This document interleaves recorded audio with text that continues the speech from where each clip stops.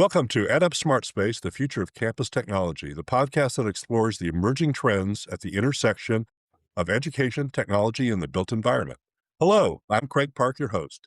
Today, I'm excited to speak with Josh Goldberg, Head of Technical Sales at Mason Technologies. Josh is a seasoned AV professional with over 20 years in the industry who combines technology strategy, systems integration, and built environment planning for educational institutions and his architectural partners. Welcome to the show, Josh. It's great to have you. Craig, thank you. I love the podcast. I'm happy to be on this side of it. So excited to be here. That's good. Before we dive in, this is a quick overview of what we'll cover. Your career journey, how you work with institutions and architects to bridge technology and space, key lessons learned from large-scale integration projects in higher ed, and your outlook on what campuses need to plan for in the next wave of the built environment and technology. Let's jump in. So my journey is similar to some. We all start the same way in this space. We have a dream. We either want to be a rock star or we want to be a technology entity. I started in my career about 20 years ago in the AV space, working for a company, Magnolia Home Theater, where I would sell very high-end audio and video equipment and could not sell with my own wallet because back then I didn't really have, $8,000 for a speaker. It was an interesting place to start because I got to know a lot of the home equipment, which is the last time I worked in the space outside of the commercial area. Through the years, AV has become the theme. And everything I do is threaded through AV. I've worked in all corners of the business at this point. IT with an IT firm for 3 years or so, learned a lot of the ins and outs about networking. I worked for a security firm designing systems for higher ed specifically for 5 years. I've kind of seen it all, and I think that really helps me, especially when it comes to the integration. As far as planning, how much time do you have? The architecture portion of it is really where we like to get started, but projects come in all different shapes and sizes, so it is case by case. It's interesting because, like you, I've gone through different aspects of the industry, worked in many different roles from sales and marketing to design and planning to operational management, and they all interface with the client in different ways. I think your perspective drawn from all that background is really good. What experiences early on in your career convinced you that the physical space and technology systems needed to be planned together, not as separate disciplines? Well, it's sort of a trial by fire sometimes. I don't think anybody gets it right the first time. The process, which we know as design build, getting in early, is something that you learn and teach and reteach because the greatest architects, we love architects out there, might not have a resource to guide them on the technology side, right? Or maybe an owner's rep or something of that nature where they're just brilliant at what they do, but the technology is often an afterthought. So early on, we learned by getting into projects where, hey, I feel like there was no thought here. I feel like no one thought about us. Now we're kind of being shoehorned into this scenario.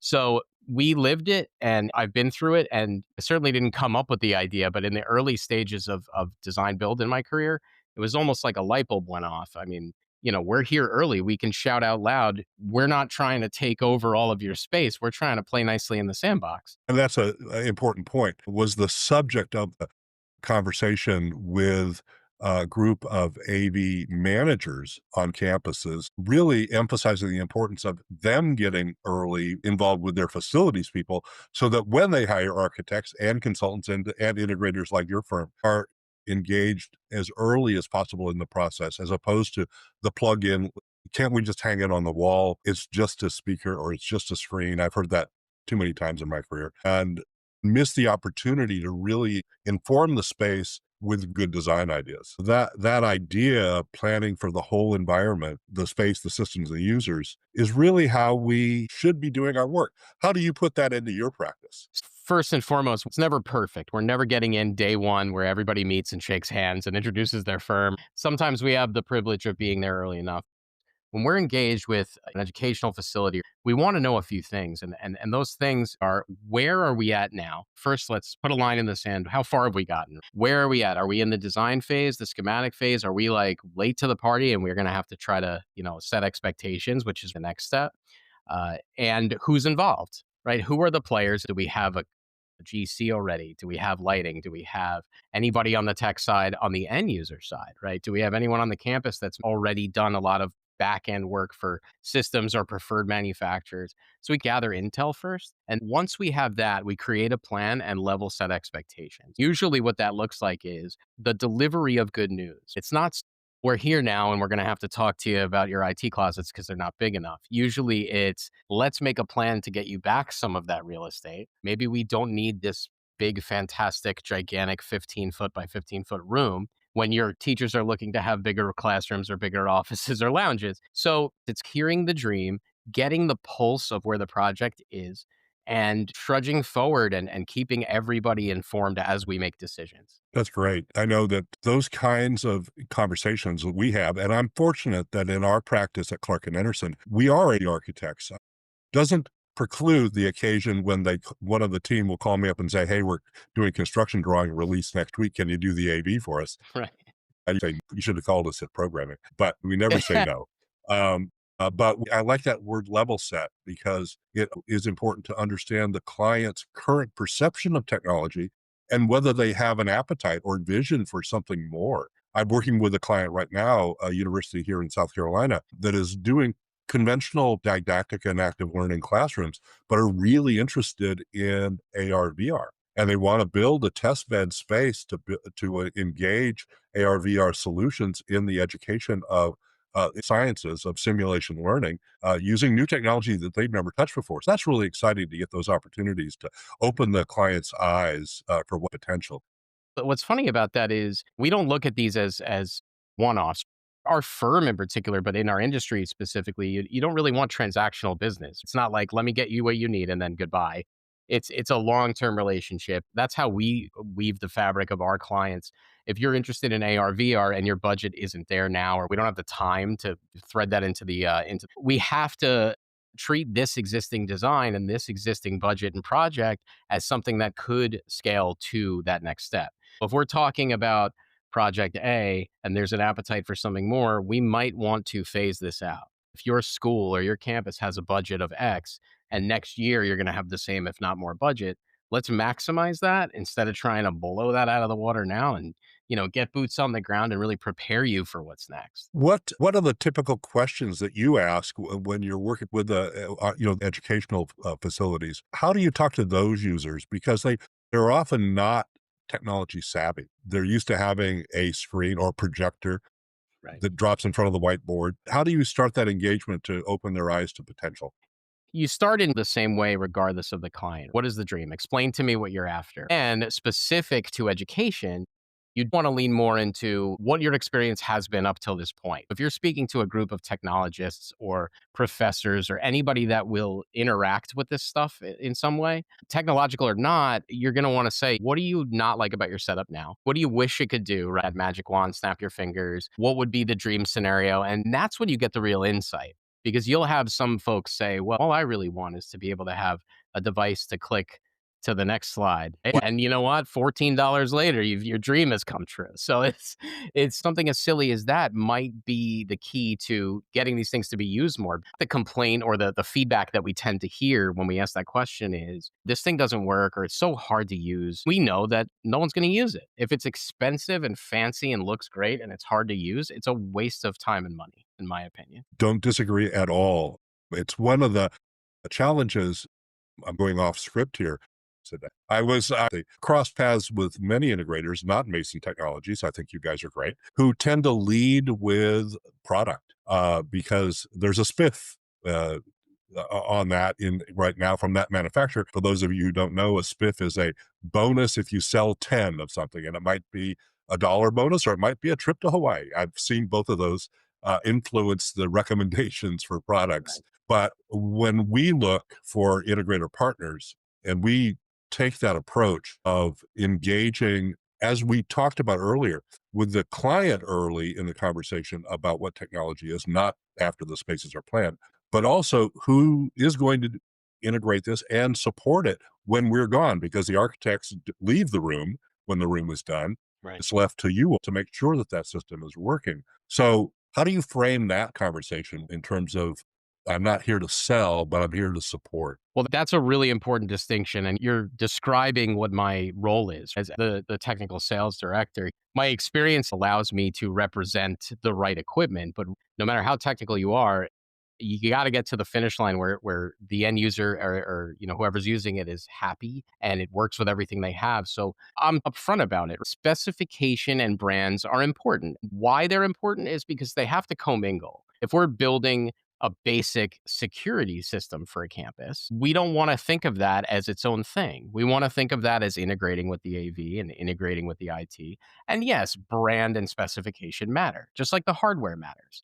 So I'm very lucky to have the relationships and the capital that we have to be able to make the right decisions for our clients. We're not really tempted by the spiff. So we do a lot of large volume business with many different manufacturers. So we like to have a lot of tricks in our bag, and some projects are straightforward. An IT manager or a technical person at a campus will say, we standardize on X brand. And we'll say, great, we have three master programmers of that. Right? But we don't stop there. We approach the conversation as, what are we building now? Are we building a flagship to try a new system to completely convert your campus in phases? Or are we adhering to something that you already know and love? Because that's when we really just have to put our advice in. Right? It's not so much our opinion. There's a product that might be better for you and you don't know it. It's my job to at least shine a light on that and say, what you like about this is great, but product B is actually half the cost. The license is cheaper, and it's not going to change the fact that you can use Zoom and Teams and things like that.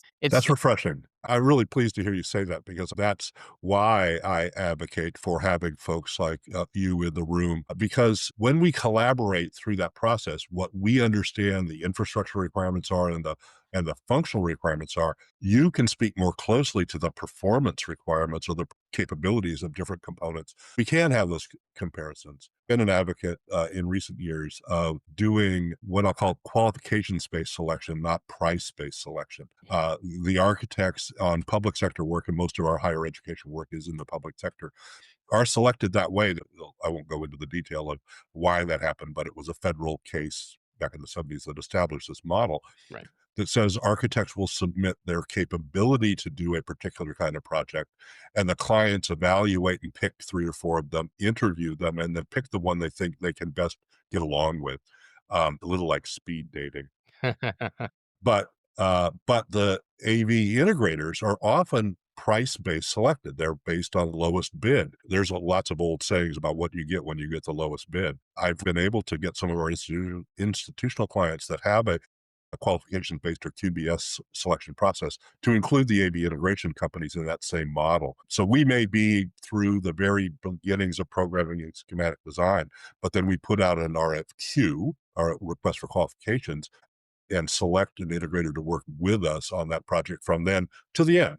And then going on, you all take over the warranty support and service support and often staffing support. Institutions are faced with financial pressure now to do more with less. And so having an outside resource like Mason to be the staff support is often a model that we see very successful. It really is so important.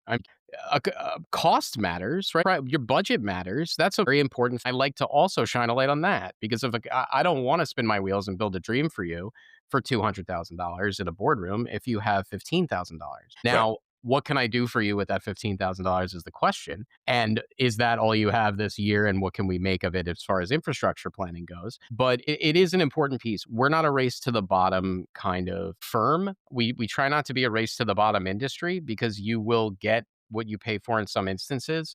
And cutting corners in terms of ease of use is the kiss of death. From your experience, what are the common misalignments you see when the architecture and engineering planning and technology are done separately? What are the consequences? The consequences vary. There will be consequences. That is always the overbearing theme. Whether it is cable pathways are already discovered and whoops, the electrician has taken all of them. There's nowhere to follow. That has cost implications. It has visual line of sight implications. We may have to choose a different color cable or cable tray or J hooks or something because we weren't thought of first. The last thing we want to do is be the cable that's visible over the architectural ceiling or soundproofing material. It just makes us want to say no. From there, there's also fire code, right? There have to be strobes on the wall. Do we want to put a touch panel on this wall? Of course we do. But for ADA compliancy, I can't because fire code supersedes anything I want to do. The same thing goes for any trade. If you're not prepared, early on, we paint this thing on as the last layer, the functionality is going to suffer. The methods of control are not going to be the way you want them to be. There's no integration potentially.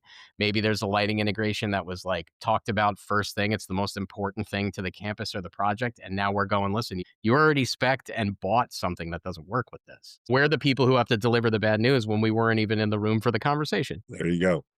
Conversely, can you highlight a project where integration was strong, where you were involved early, space technology and pedagogy were aligned, and what made it so successful? There are many that come to mind. We just did one for a university. It was a really great collaborative effort on all fronts. It's like a team sport. You have to have the right players, at least understanding, listening, and updating their trades based upon what our decisions with the end user are going to be.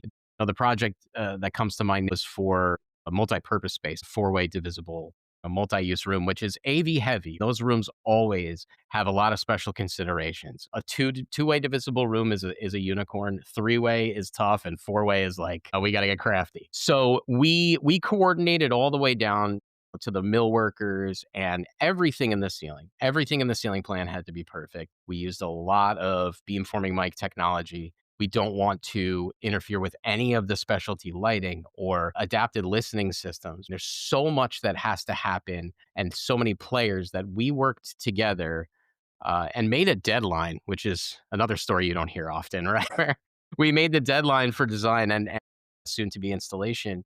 But we just had a really good collaborative effort. The architect took a lot of this, and the GC, obviously they are the orchestrators of a lot of these projects. And we had a GC that understood their strengths and their weaknesses, just like we Mhm. understand our strengths and weaknesses. The GC told us this stuff used to be in my scope of services, and I know it no longer is. That's why we need to rely on you. So there was a built-in level of trust that we had, and seeing it through now, we're all proud. We all want to go to the site and see how it's going. I like that. Let's dig a little bit deeper into systems, the infrastructure, integration, and technology strategy. For many campuses, the challenge is not just choosing tech, it's supporting it across its life cycle. From your perspective, what infrastructure decisions have the highest long term impact and value? It's a good question. Infrastructure specifically, there needs to be a focus on moving in a particular direction overall with your tech. There's a lot of buzzwords: cloud, fiber, where do we go, what's important. The one saying that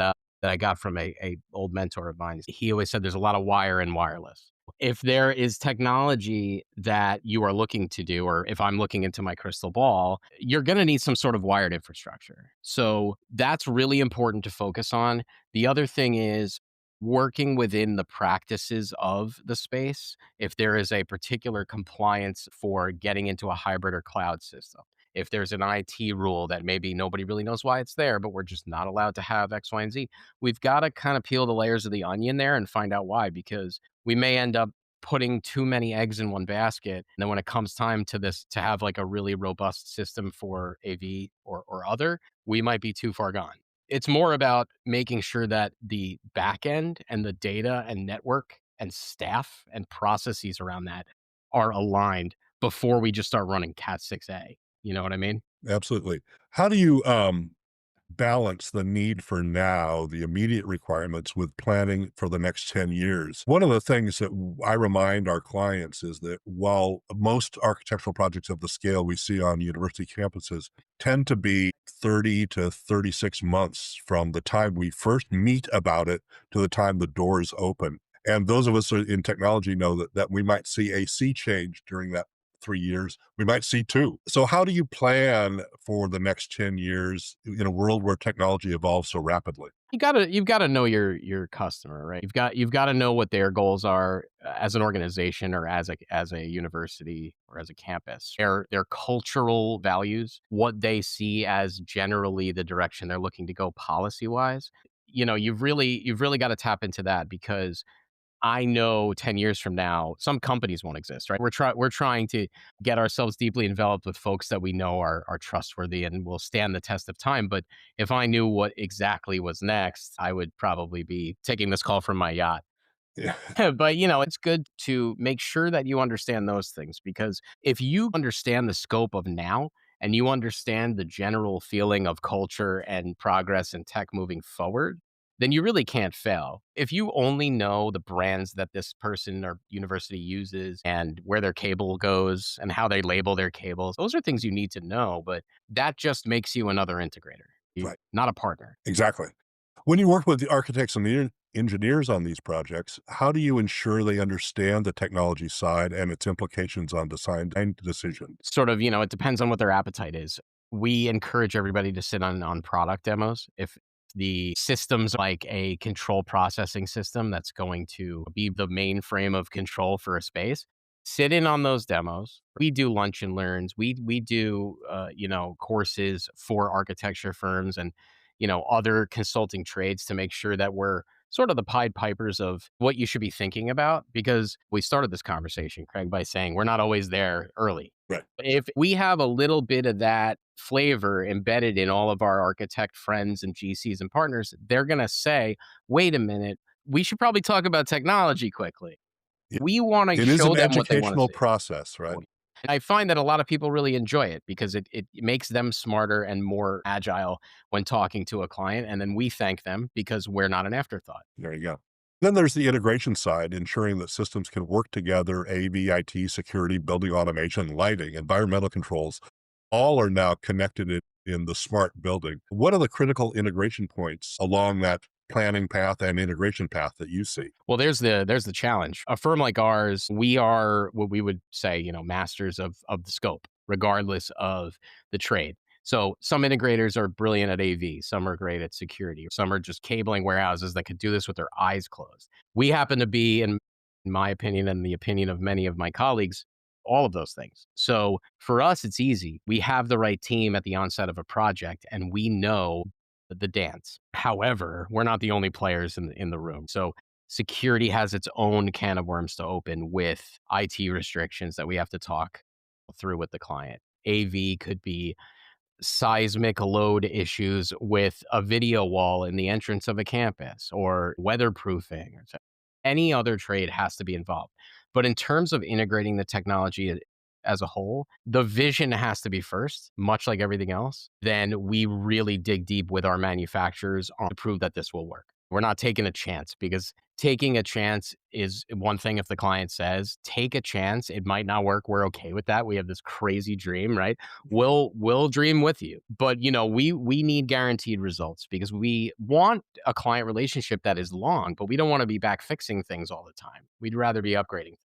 Let's shift to the user experience side of the equation, students and faculty interacting in the environment with the technology you help design. How does good system integration of technology and space enhance learning outcomes and the campus experience? This is all that matters, actually. If you really boil it down, the user experience is all that matters. I have a 4-year-old son, and the first thing I did when I took him to pre-K was look and see how they're teaching them, right? What technology do they have? I love books. I mean, the room doesn't have to be fully technically outfitted, but the technology is such a focus point in the modern day in education that it really has to play a much larger role in the way that we teach. So we remember this from back in high school or even back in elementary school. You learn differently than other folks. Some people are visual learners and some need to participate. I'm a hands-on type person. So the difference between a big fancy video wall with a laser pointer and a smart board are huge for me because I can then go up and interact. You have folks that are learning music, right? That's what I went to college for. When you're learning how to become a musician or a rock star, in my case was the dream, that is nothing but hands-on. You can't play a piano by watching someone play a piano. So I think the way that we interact with the technology and allow it to be modern and easy are probably the two terms that I would say are most important. We've learned a lot from years past, and I think being able to play with the tech on a day-to-day basis will enhance the learning experience. Excellent. What design and training considerations are often overlooked when campuses focus on rooms full of tech rather than the outcomes and experiences? I think sometimes it's the too many cooks in the kitchen scenario. We want to hear everyone's thoughts and opinions, but sometimes the dream is half built and the vision kind of comes at us in a way that's like you're looking for something big and shiny and bright. We like that, but we have to realign because the considerations are more listening in the beginning. We're actively listening in the beginning because we want to know what your plans are. From there, the things that are overlooked technically are related to that user experience. If you want a big fancy video wall, that's great. I can do that for you. But how are we interacting with it? What sources are we using? What software do you use to teach in this room? Right? Mhm. Do you need multiple points of input so participants or students can do it? Do we need translation? Right? The dream is still there. We're not altering the dream. We're just making it a little bit more of a reality by chipping away. Great. This is a very future focused show. So we're going to ask a number of future facing questions and probably repeat ourselves, which is okay. Imagine the campus 10 years from now. What will the student experience look like in terms of space and technology and integration? Uh, I guess the best thing here would for me to be it's for me to say something and be correct and come back in 10 years and say, "Look at that. I can predict the future." We hope the show is still on in 10 years. That would be Listen, wonderful. hey, if it is, I'll come back for the 10-year anniversary of this call. I think a lot of interconnected devices are going to be the standard, right? If we look at something now that has been the same for a very long time that is evolving, something like a translation and adaptive listening technology, inductive loop in the floor under the carpet or an IR or RF sensor. People can come in and get a headset. It's the same thing when you do a tour at a museum, and that works. But now, when something comes around that is much better, like something that Right. ties into a hearing aid seamlessly and really shapes the future and makes it more cost effective at the same time, those are the technologies that I think are going to stick. Not just ADA, not just compliance, but devices that more or less just work. That's what people are after. That's why integration is such a funny business because our job is different. It's not to tell you what you need, it's to inform you on how to make your spaces more effective. I think that is going to be the trend. I'll come back. I'll remind my calendar in 10 years to come back. No worries. We've made a lot of good guesses on the show, and particularly when we get to the closing question, that I think will become a book of what does it look like in our science fiction future of education. As we think ahead, what trends are you seeing in the educational sector related to the built environment? What are the institutions doing that adapting to this change? Both the influx of digital native students. What do you see? How does that impacting the way institutions are thinking about technology It and changes. space? We learned a lot from the COVID era.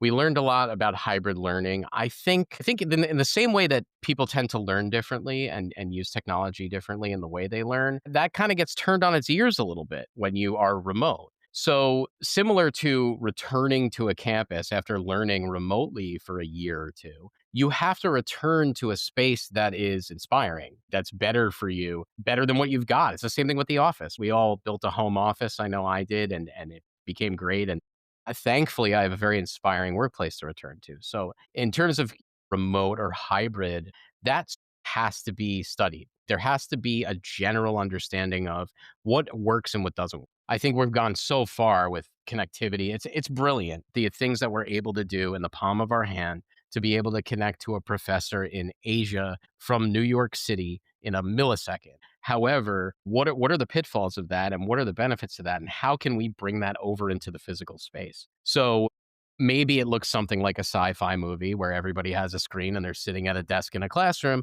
or maybe it just becomes something where we get to know our student population better and adapt to them. Does that make sense? It makes perfect sense.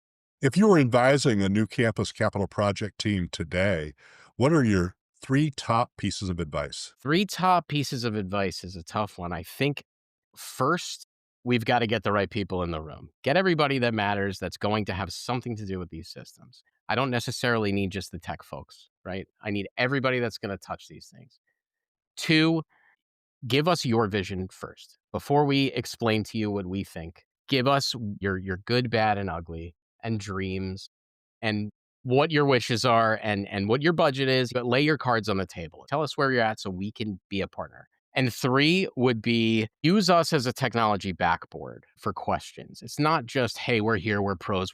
The best clients or relationships that I've had are the ones that trust us, yes, but also call me and say, what TV should I get for my living room?